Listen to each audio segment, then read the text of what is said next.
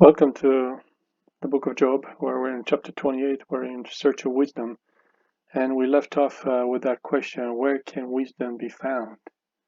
And where is the place of understanding? And now Job continues and says in 13, Lo yada enosh, erka. Erka usually it's understood as value. Its value man does not know. And veloti matzeh ba'eret hachayim. And it is not found in the land of the living. Again, no surprises here. Notice matzah, of course, to find as a nifal. So this is the problem. We're looking for wisdom, but it's not found. Man doesn't know its value. Man is foolish, doesn't understand its value, and it's not found in the land of the living. Notice what it continues about wisdom. Tehom amar, lo vihi, vayam amar, ein imadi. Again, fairly simple Hebrew here. Literally is this. Deep said, not in me it. Not in me it. So the deep said, it's not in me. Vayam amar. And the sea said, so the deep and both the sea, ein imadi. Ein, of course, is the particle that says it is not. There's not. The non-existential particle, I guess you might call it. And imadi, of course, is with me. Is the same expression you find in Psalm 23, Ki ata imadi, for you are with me. Your rod and your staff, they comfort me. The same expression here, but now it says, no. The sea said about wisdom, it is not with me. She because she's feminine, she's not with me. And that's why we have here, he here. He, of course, means she. Feminine singular, she's not with me. We cannot find it. And then it says, Lo yutan segor tachtecha velo yishakel kesef mechira. Lo yutan. Again, this what is clear about this is that that's an imperfect. It is from the verb natan. I hope you were able to recognize that. I think that's fairly basic by now. You have to be able to recognize this verb natan, right?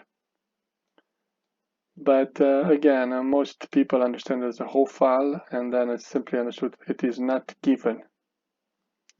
It is not given in its place. Tachtecha.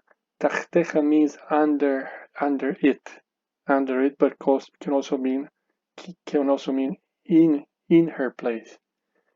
Is not given. One cannot give, should not be given in her place. Segor. Question is, what is segor? And it is a little bit question. I don't think it's questionable. It's just that you don't expect it to be vocalized like this. It should be sagur, and it appears like this in the Book of Kings and also Chronicles. You might want to look at some of this, but most people translate it as fine gold. So notice again, it cannot be gotten for gold. Literally, it cannot be given. It cannot be given, or it cannot be given. Notice here, better translation: pure gold cannot be given for it.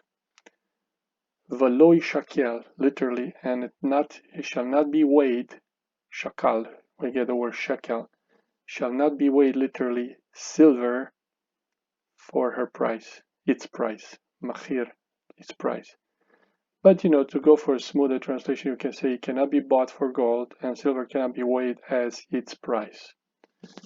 I don't know why it says bought, because there's no word bought, but it does carry the same meaning. So basically, she cannot be given. It cannot be given, or it cannot be bought.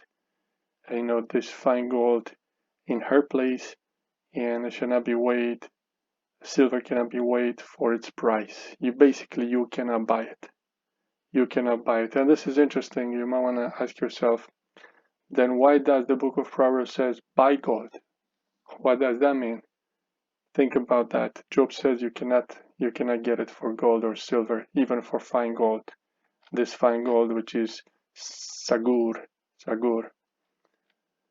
So then it continues. Lo tesule baketem ofir bashuham yakar v'sapir. Now we're going to be bombarded for the next few verses with all these precious stones and precious metals. In fact, what is surprising here is how many words we have in Hebrew for gold, fine gold, precious gold, and things like that.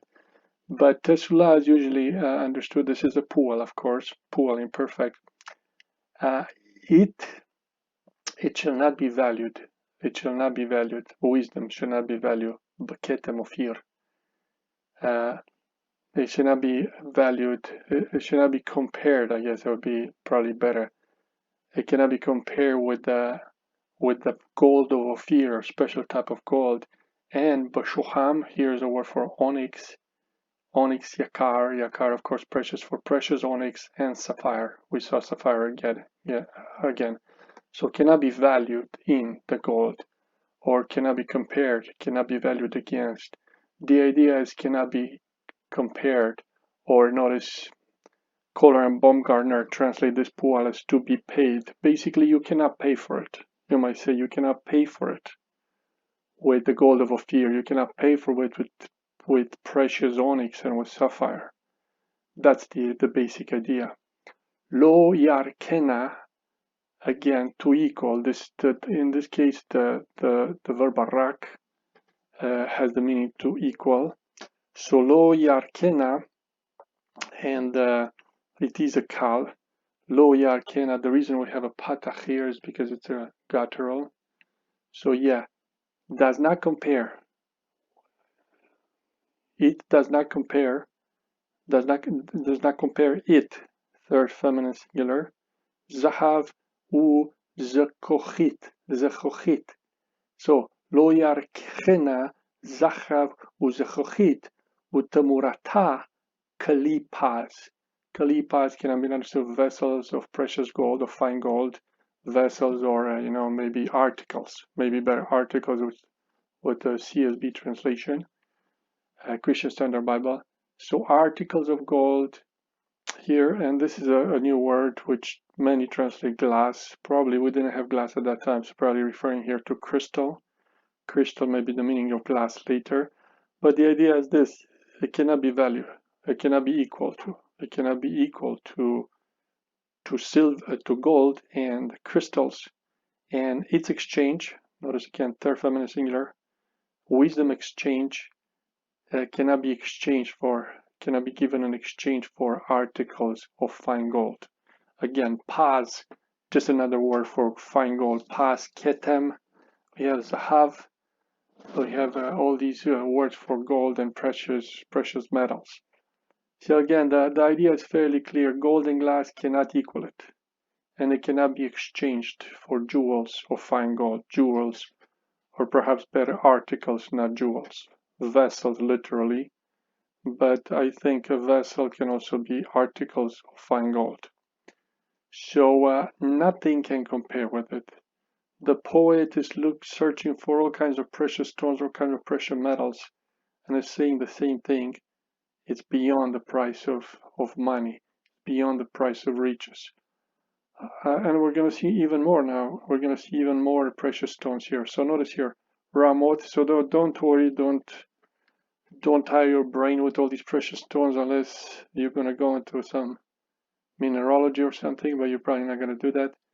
So, but just be aware about the bombardment that we have right now with all these precious stones.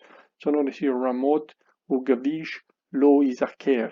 Literally, he or it is not remembered. It is not remembered what? Ramot uvagavish. Usually corals and pearls, or coral and quartz, coral and crystal again, coral and pearls. And perhaps better is not that they are not remembered, maybe cannot be mentioned. Perhaps that makes more sense. You shouldn't even mention, corals and pearls. Those are, of course, cheaper and of lesser value than what we've seen before. But you shouldn't even mention, don't even mention. It's like, don't even mention, corals and pearls. V'meshek chochma mipaninim. Because the price of wisdom is much more than pearls. The price, again, meshek may be literally better the acquisition, but also can be referred to a pouch. A pouch can be full of pearls. A pouch then may be full of pearls. So in that case, we can understand that it's translated by most as the value, as the price. Notice most translate price, and the price of wisdom is more than min. Is not from, but in this case more than pearls. Paninim. Of course, paninim appears many times in the book of Proverbs, and it does say that wisdom is more precious than pearls in the book of Proverbs. But here, Meshach may be understood as the acquisition of wisdom. It's much more than rubies if we take it in a literal way. But again, it does appear with the meaning of a pouch, maybe a leather pouch, in which you can put different things. You can even put pearls or maybe even money. So then hence the idea of a price. So and the price of wisdom is much more than the pearls. Notice your price or the acquisition. But it's interesting, the New Jerusalem Bible, better go fishing for wisdom than for pearls. I have no idea where's got this idea, better go fishing for wisdom. It's very, very interesting though. Lo yarkena, we saw this again, does not equal it literally. Pitdat kush. Pitdat, the topaz of Kush. Kush is present-day Sudan. And again, Baketem Tahor, with fine gold, lo tesule. And we saw this before, it's a pual. It is not to be valued. It is not to be paid for. You cannot pay for it. Again, you cannot pay for it with pure gold, because you cannot put the equal sign between them. Right? You cannot put the equal sign between them. That's wrong. It's not equal. You cannot equal them with them, and you cannot, therefore, you cannot pay for it with this precious gold. So let's look at some translations. The topaz of Ethiopia cannot equal it, nor can be valued in pure gold, or nor can it be paid in pure gold. The idea again is you cannot buy it. It's much more precious than all of these pearls and precious metals. And the author continues, V'hachochma mehain tavo v'eize makom bina. Again, we've already seen this.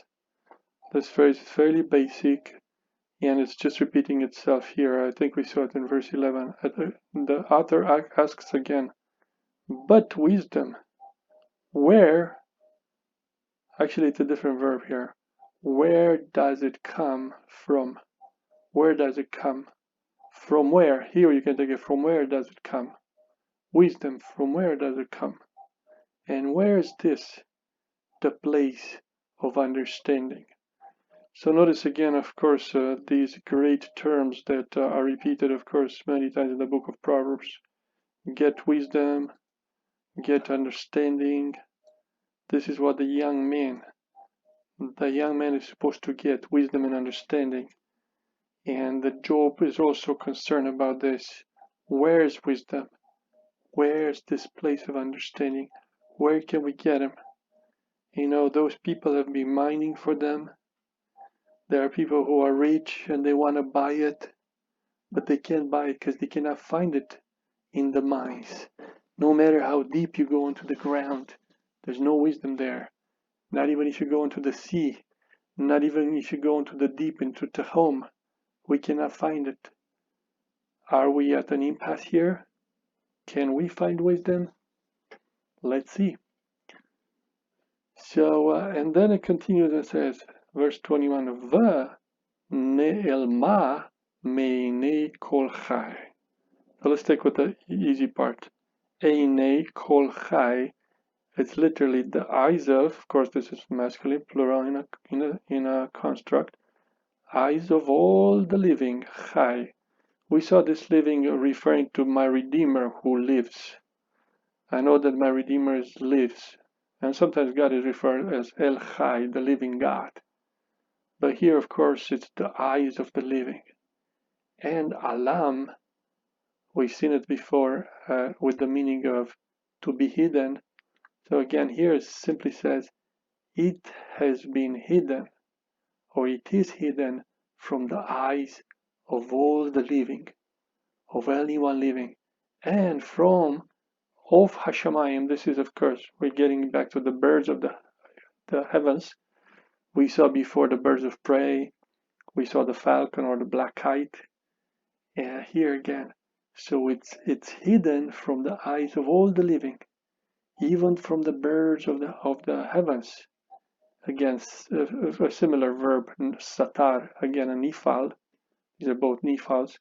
This is alam, this is satar, common verbs in Hebrew for to hide.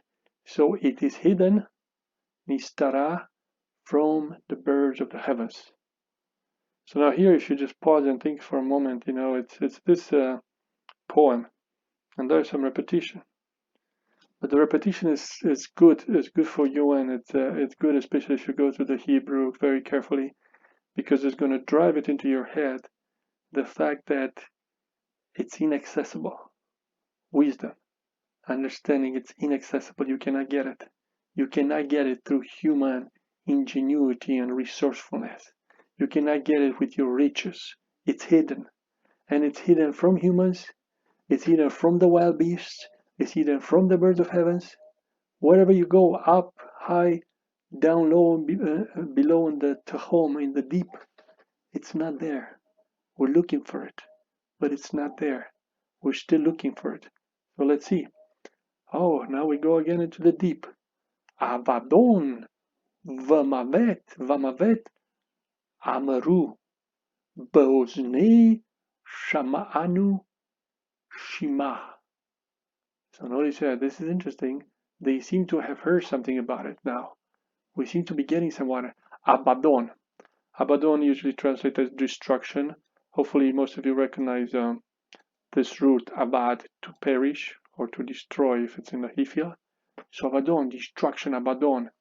Some don't even translate it, just say Abaddon, and death, they said, or they say. With, here understanding, but with Ozneinu. Ozan is of course here. With our ears we heard, and notice Shima, Shima's report, its report, or its fame. Like, it's interesting. Its fame, its report, its news. So we heard, now notice some translate news, of course from the verb shama, to hear news, to hear report. Abaddon said, with our ears we kind of heard a report. We heard some news about it. Wow, so that means we're getting close to it. There's some hope.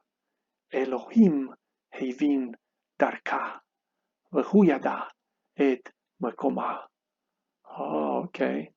So now Abaddon, it's interesting that destruction, the Abaddon, and death, they heard rumors. Rumors, I like this translation, rumors, but literally it's a report. We have some news about it. And notice what the news is. God understands its path. Literally understands, of course, the verb is being, and this is a he feel. God understands its way or its path, and he knows its place. We've been looking for his place and we don't know his place. But there's some good news here. God seems to know about these things. God understands the way to it, more loose translation, and he knows its place. Again, please pay attention to the perfect, especially in poetry, but especially in wisdom literature, many times being translated with the simple present. So we don't translate God understood or he knew, because it's a cal perfect. But we understand he understands and he knows its place. Ki hu liktzot haaretz yabit tachat kol hashamayim yireh. How come that God understands the way to it? How come that God knows his place? Because he, this is the verb nabat, he kind of looks out. He looks out. Nabat is to look out, maybe almost to survey. He looks out, liktzot haaretz, katzei, here it's plural feminine, to the ends of the earth, to the end of the earth, because he to the ends of the earth looks. And then Tachat, under all the heavens, he sees. Of course, we're familiar with this verb, Ra'a, to see. So these verbs are sometimes used in parallel. Notice Ra'a, much more common that we see, and Nabat. Yabit here, it's a hifil, of course, from Nabat. So let's see some of the translation. He looks to the ends of the earth and sees everything under the heavens, or observes all the lives under the heaven. He sees the remotest parts of the earth. That is the idea. So God understands. God knows his place. Why? Because he has this vision. He obviously, it's in a poetic way, because how can you see wisdom, right? How can you? But it seems to be personified here, because he can see all the way to the ends of the earth. He sees under the heavens. That's why maybe he can find it. Let's continue. La sot la ruach mishkal. So again, la sot la ruach mishkal umayim tikein b'midah. Literally, to make. So notice here, to make. Preposition la plus the verb asa to make, to do. In this context, probably better, to make. And notice infinitive constructs for third heavy verbs and the not. So be used with it. To make for the wind, mishkal. And mishkal comes from the verb shakal, to weigh.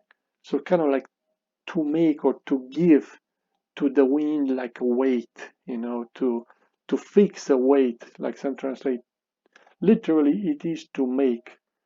But notice how it says here, when he gave to the wind, or to make the weight for the wind. It's interesting that many translate when, but usually when is not translated with la, it's rather translated with ba or ka, and we will translate ba here. But from the context, perhaps it's better to translate when he made.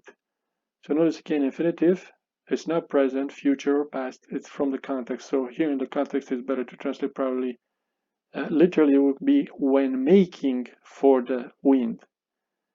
But we can also translate when he made for the wind, or when he set for the wind a weight, and for the mayim, and mayim tikein b'midah. And the water, he basically meted in a measure. He meted out in a measure. It is the verb here is takan, and it's a pia. So a portion, I like actually a portion. When he gave to its wind its weight, and apportioned the waters by measure. So basically that is when God saw it, apparently during the creation. And this of course reminds us of Proverbs chapter 8, where wisdom also tells us that she was present at the creation. And again it continues, Ba'asoto lamatar chok, when again he made. So please notice again, it is an infinitive construct, again asot, but here is written effectively, and here we have the third masculine pronominal suffix. When he made for it, for what? For the rain, a decree, literally. When he made for the rain a decree, better understood probably here a limit. When he put a limit to the rain, where he established a limit to the rain, v'derer lechazis kolot, and a way for. This is difficult to translate, but chaziz, I have it here in the dictionary. Chaziz, it's understood by the thunderbolt, and basically when kind of he assigned a path basically from the thunderbolt for the lightning, right? He did that. Thunderclap. So I have here chaziz, and it's a little bit questionable. We think that this is the original, the masculine singular form, but appear here as chaziz kolot voices, so probably the thunderbolt, like a blast, the blast of the thunderbolt. He's the one. Here's the God when he puts some limits. He put some limits to the rain and to the lightning. I guess then he saw it, and then he spotted this wisdom. Az ra'a va yesapara hekina v'gam chakara. Then he saw it. Then he saw it. Hope everybody recognizes the verb ra'a, cal perfect. Then he saw it and declared it, sapar. PL, declared it, sapar, told about it. Hekina, from the verb kon, he established it or prepared it. Some translate he established it, and also he searched it out. So it seems like at creation, then saw it and declared it. Again, connecting wisdom with the act of creation. He considered it more, maybe, and evaluated it. That's interesting. He saw it, but literally he saw it and declared. He established it and examined it. And now notice the conclusion, what God says. Or Job is speaking. Good question. He says this, Vayomer. And he said, it's not Job, it's definitely God here. God said, Vayomer la'adam. He said to man, Hein, behold, Yirat Adonai. Of course, in Proverbs it appears as Yirat Yahweh, but here is Adonai. Interesting that still the same meaning. The fear of the Lord, He Chochmah. That is, she is wisdom. The fear of the Lord, that is wisdom. V'sur merah bina. And to turn from evil, that is understanding. So here we got the response of God. Because he's the one who was there at creation, and he's the one who set the limits of creation. We will see this God come back and appear and give us more of a demonstration of the power and the mystery of his creation at the end of the book. But it's this God who set the limits. It's this God who weighed the waters. It's this God who knows about wisdom. And notice what he tells us, what he tells to the man. Hey, this is wisdom. This is the wisdom. It's the fear of the Lord and to turn away from evil. This, of course, is exactly what Job was doing at the beginning of the book. So think about this and prepare this chapter, and let's see how central and important it is for the book of Job. Thank you. God bless. And may God give you wisdom. Search for it, but don't try to buy it because you're too poor. You don't have enough money for it. It's not enough gold, not enough silver. God bless.